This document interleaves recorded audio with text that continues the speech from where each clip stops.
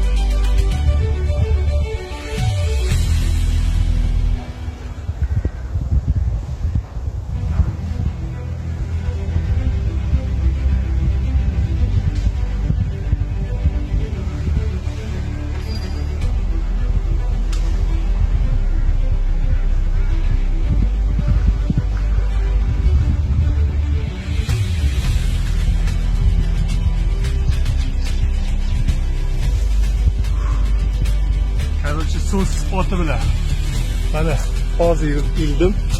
Xurmo mana kilo bor, 1 kilo. Yomon shakallatib qoldi lekin bor. Like, podpiska ayamanglar.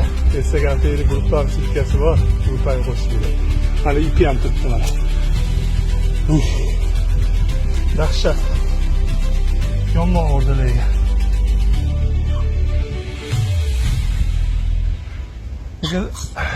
Qanichga olib kirib ketdi, zo'rg'a olib chiqdim degan. Ajach. Sherzod akam aytganlaridek, so'z isboti bilan Xudo xolasa xurmoga mana shundoq katta baliqlar tushib turishini ham bilarmidingiz? Bilmasangiz, gruppamizga a'zo bo'lib, profil tagidagi ссылkaga o'tib, shu joyning lokatsiyalariga ham erisha olishingiz mumkin. Hammaga xayr, salomat bo'ling, do'st birodarlaringizga bu video bilan ulashib qo'yishni unutmang.